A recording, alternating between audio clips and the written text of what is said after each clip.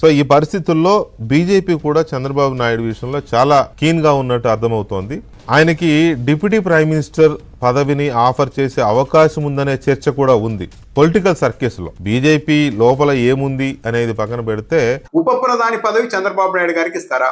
అది దాదాపు అసాధ్యం. ఎందుకంటే ఇక్కడ ప్రచారం చేస్తూ ఉన్నారే కానీ చంద్రబాబు నాయుడు గారు వెయిటేజ్ ఇంత అని, కానీ కేంద్రంలో చంద్రబాబు నాయుడు గారికి అంత పలుకుబడి లేదు అన్నది ఆల్రెడీ నిరూపితమైంది. 2024 ఎన్నికల్లో కేంద్రంలో బీజేపీకి పూర్తి స్థాయిలో మద్దతు రానప్పుడు తెలుగుదేశం పార్టీ ఎంపీల మీదే నిలబడి కేంద్ర ప్రభుత్వం రన్ అయ్యే పరిస్థితి ఏర్పడినప్పుడు తొలుత తెలుగుదేశం పార్టీ తరఫున చంద్రబాబు నాయుడు గారు కేంద్ర ప్రభుత్వ పెద్దల దగ్గర, బీజేపీ పెద్దల దగ్గర వచ్చిన డిమాండ్లు లోక్సభ స్పీకర్ పదవితో పాటు 5 క్యాబినెట్ పదవులు కావాలని డిమాండ్ పెట్టారు. కానీ ప్రధాని నరేంద్ర మోడీ గారు లోక్సభ స్పీకర్ పదవి ఇచ్చే ప్రసక్తే లేదని చెప్పేశారు.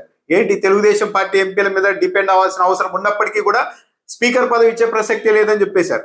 5 కేంద్ర మంత్రి పదవులు అడిగితే చివరకు ఇచ్చింది 2, అందులో కూడా ఒకటి సహాయ మంత్రి పదవి.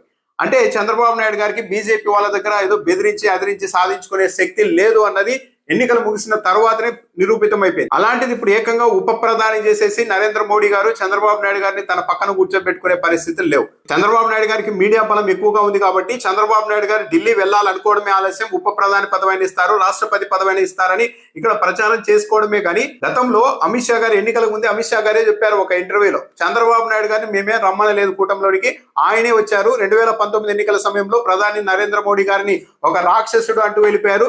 తప్పు తెలుసుకొని తీరా మొన్నటి ఎన్నికల ముందు నేను మీతో వస్తానన్నారు. సరే రండి అన్నాం, అంతవరకే. మేము ఎక్కడా కూడా చంద్రబాబు నాయుడు గారిని బతిమలాడో లేకుంటే రండి అని తీసుకున్నది లేదు అని అమిత్ షా గారే చెప్పారు.